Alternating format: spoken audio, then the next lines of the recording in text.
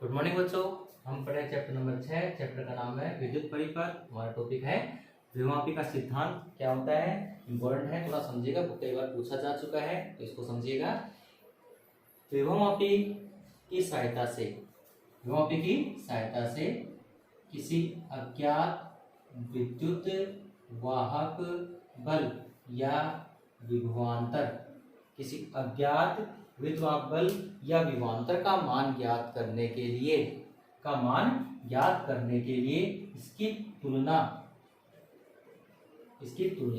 हम विभवमापी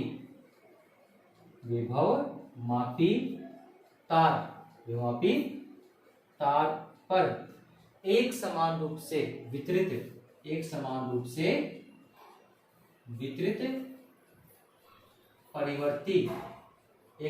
वितरित और परिवर्ती विद्युत वाहक बल या विभवांतर से करते हैं। फिर से समझिएगा। विभवमापी की सहायता से किसी अज्ञात विद्युत वाहक बल या विभवांतर का मान ज्ञात करने के लिए उसकी तुलना विभवमापी तार पर एक समान रूप से वितरित या परिवर्ती विद्युत वाहक बल से कर देते हैं। ठीक है, फिर समझिएगा। सिद्धांत है, थोड़ा ध्यान से समझिएगा। विभवमापी की सहायता से किसी अज्ञात विद्युत वाहक बल या विभवांतर का मान ज्ञात करने के लिए उसकी तुलना विभवमापी तार पर एक समान रूप से वितरित परिवर्ती विद्युत वाहक बल से की जाती है। ठीक है ना, विद्युत वाहक बल से या विभवांतर से करते हैं। तो शून्य विक्षेप की स्थिति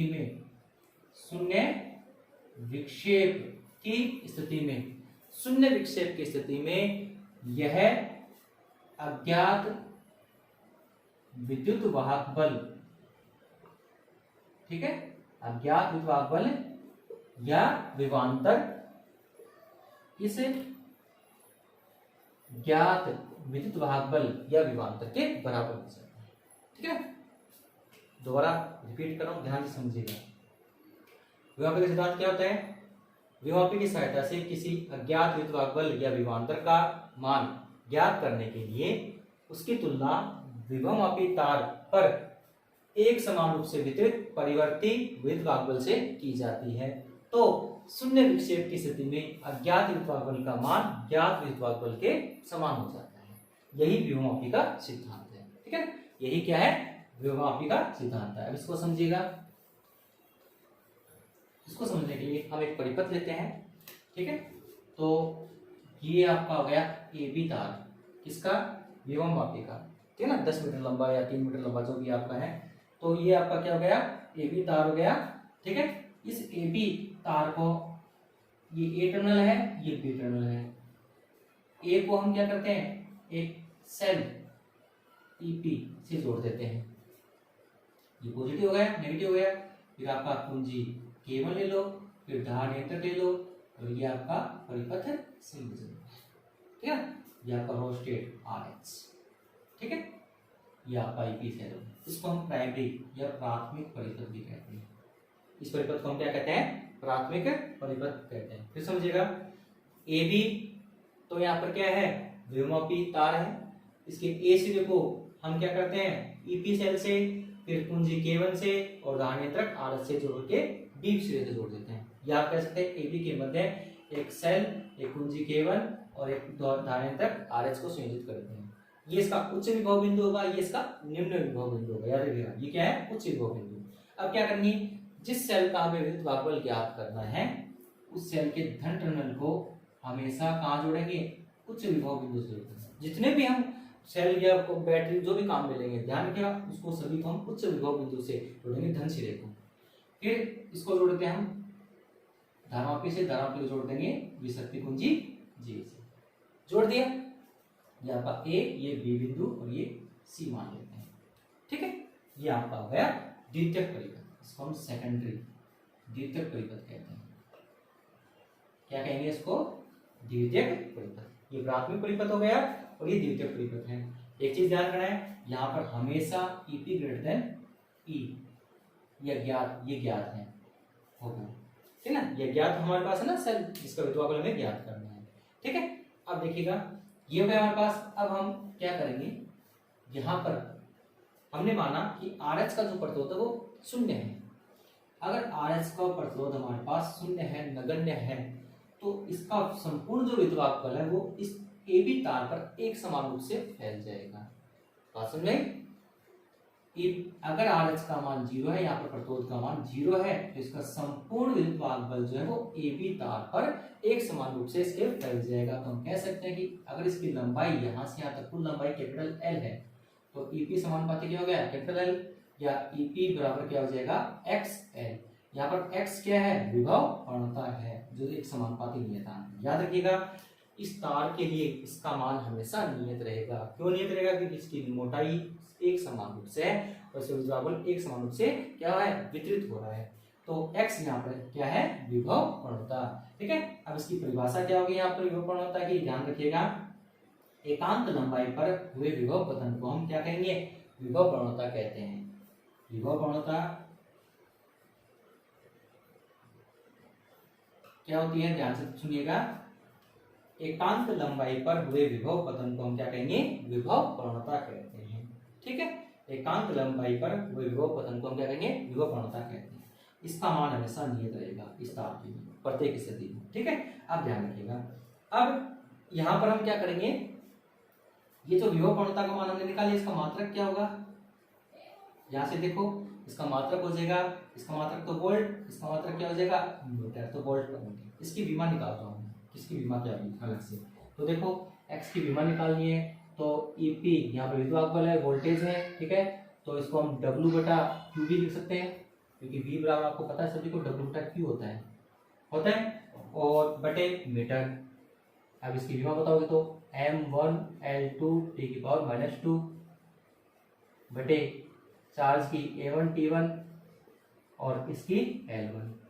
इसकी विमा क्या हो गई, यहाँ से इसकी विमा हो जाएगी, इसका विमा सूत्र हो जाएगा आपका M1 और L, एक यहाँ पर एक यहाँ पर है, तो कम हो गया क्या, तो L1 ऊपर जाके कम हो गया ना, T ऊपर जाके ये क्या करेगा, यहाँ पे ऊपर जाके माइनस का हो जाएगा, T की पावर -3, ठीक है, और A की पावर -, तो ये इसका विभव सूत्र हो जाएगा, ठीक है। ये तो इसका मात्रक हो गया, ये इसका क्या हो जाएगा, विभव सूत्र, किसका, विभव अणुता। तो ये तो हो गया विभव अणुता।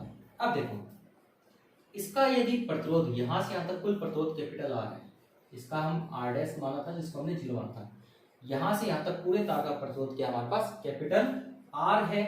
तो इस यहाँ से यहाँ तक जो विभवांतर होगा, उस विभवांतर को हम VAB मान सकते हैं ना, पूरे तार का। यहाँ से यहाँ तक विभवांतर का मान क्या हो जाएगा, VAB, जिसका मान क्या हो जाएगा, I धारा प्रवाहित हो रही है और R प्रतिरोध है। तो इसकी जगह में देखो ये सूत्र हमेशा ध्यान रखना, काम में लेना है। इसी के बराबर क्या मैं ये भी लिख सकता हूँ क्या, VAB बटा L, क्योंकि EP संपूर्ण इसी पर तो फैल गया है हमारे पास, इसका मान हमने 0 बताया, सारा यहाँ पे फैल गया, तो EP के बराबर क्या हो जाएगा, VAB, इसको ये लिख सकता हूँ। और ये VAB का मान क्या हमारे पास, IR बटा क्या है हमारे पास, L। सूत्र, ये सूत्र हमारे पास काम आता रहेगा। अब इसी के बराबर हम आगे करते जाएंगे, ठीक है। तो यहाँ पर ये हमारे पास हो गया, तो ये हो गया हमारे पास अलग अलग मान। हमारे पास x का मान क्या हो गया, EP/L भी हो जाएगा, या VAB/L हो जाएगा, या IR बटा L हो जाएगा। यहाँ पर R बटे L को अगर हम स्मॉल rm मान लें, तो इसको कैपिटल यहाँ पर क्या लिख सकते हैं हम, I तो ऐसा कैसा रहेगा, और R बटे L की जगह क्या लिख सकते हैं हम, Rm भी कर सकते हैं, प्रतिरोधकता के रूप में हम इसको लिख सकते हैं, ठीक है ना। तो हमारे पास ये हो गया। फिर इसी को हम और भी आगे व्यवस्थित करते हैं। अब हमने माना हमें इसका मान चाहिए ना, तो ये तो है हमारे पास ज्ञात के लिए, किसके लिए है, ज्ञात के लिए। साथ ये जो मान है हमारे x का मान हमने निकाल लिया, ठीक है। अब हम इसके लिए निकाल रहे हैं E का मान। तो मैंने अभी बताया कि जैसे इसका अगर हमने 0 मान लिया तो सारा AB तार पर फैल गया, वैसे ही हमने जब विक्षेपी को जो यहाँ पर किया इस सेल के लिए, तो विक्षेप की शून्य विक्षेप की स्थिति में यहाँ से यहाँ तक की जो लंबाई वो L हो जाएगी। तो इसी के अनुसार E समानुपाती स्मॉल l हो जाएगा क्या, जैसे ये किया EP समानुपाती कैपिटल L, पूरे तार के लिए। वैसे इसके लिए अगर यहाँ तक की संतुलन लंबाई ये है टोटल, और ये जो लंबाई है वो हमने क्या मानी है, स्मॉल एल। तो जैसे ये लिखा है वैसे इसके लिए ई के लिए स्मॉल एल होगा कि नहीं होगा, तो मैं इसको ऐसे लिख सकता हूँ ई बराबर एक्स एल। हो गया। तो यहाँ पर जो एक्स की वैल्यू है वो ये हम लिख सकते हैं, ये हमने निकाला हुआ है पहले से ही, ये हमने निकाला क्योंकि मैंने कहा कि x का मान पूरे तार के लिए नियत रहेगा, इस तार के लिए क्या रहेगा, नियत। तो इसी को आप ऐसे दे सकते हो क्या, एक तो ये हो ही गया हमारे पास, इसी को आप ऐसे दे सकते हो, ये वैल्यू कर सकते हो ना, ई पी एल बटा कैपिटल भी कर सकते हो, कर सकते हैं, ठीक है ना। तो ये हमारे पास हो गया, या इसको आप वी ए सी भी कर सकते हो, वी ए सी होगा कि नहीं होगा। इसी को हम क्या कर सकते हैं, यहां से यहां तक क्या हो जाएगा आपका वी ए सी।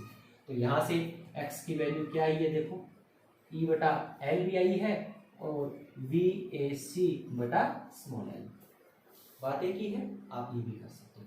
तो x की जगह हम उठा करके ये भी रख सकते हैं, यहाँ पे क्या कर सकते हैं वी ए सी बटे स्मॉल एल भी कर सकते हैं, x का मान ये भी आ जाएगा।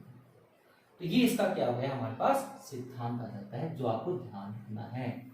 ये क्या है इसका विभवापी का सिद्धांत। तो हमने क्या किया है, ये तो अज्ञात था, सॉरी ज्ञात था, और ये क्या था हमारे पास अज्ञात। तो अज्ञात का मान हमने ज्ञात के रूप में निकाल लिया है, यही आपका विभवमापी का क्या कहलाएगा, सिद्धांत कहलाता है। इसकी निर्भरता बताने के लिए हम यहाँ पर इसी फॉर्मूले को दोबारा काम में लेंगे। तो दोबारा काम में ले गए, तो देखो x बराबर हमारे पास आई आर बटे एल है कि नहीं है। अब हमने माना इसके अंदर इसका प्रतिरोध हमारे पास क्या है आर डैश, इसका यहाँ से आता है कैपिटल आर, इसका आंतरिक प्रतिरोध स्मॉल आर।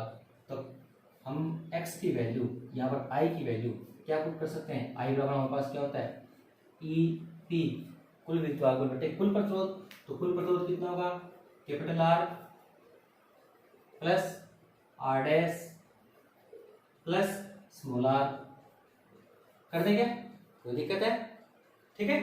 अब ये वैल्यू आप यहाँ पे पुट कर सकते हो, तो क्या हो जाएगा यही। एक मिनट, इसको यहाँ पर रखने से पहले हम क्या लिखेंगे, हमने माना कि आर डैश बराबर 0, स्मॉल आर बराबर क्या है 0, मतलब आर एच का जो प्रतिरोध है वो क्या है 0, स्मॉल आर का प्रतिरोध क्या है 0। अगर ये वैल्यू करोगे तो इसी को हम आई को हम कह सकते हैं यहाँ पे ई पी बटा कैपिटल आर कर सकते हैं, ये वैल्यू पुट कर सकते हो दोबारा। तो आई की वैल्यू दोबारा पुट करो तो क्या हो जाएगा ई पी बटा कैपिटल आर, कब ये स्थिति में, ठीक है। तो ये हो गया आर, ठीक है, और बटे एल, आर से कट गया, दोबारा ई पी बटा एल आर। तो आप देख सकते हो दोबारा वही माना गया ना हमारे पास, ठीक है। तो एक्स की वैल्यू इस तरीके से बता सकते हैं, धारा का मान हम ये लेकर के भी, ठीक है। इस प्रकार अलग व्यवस्था में हमारे पास ये है।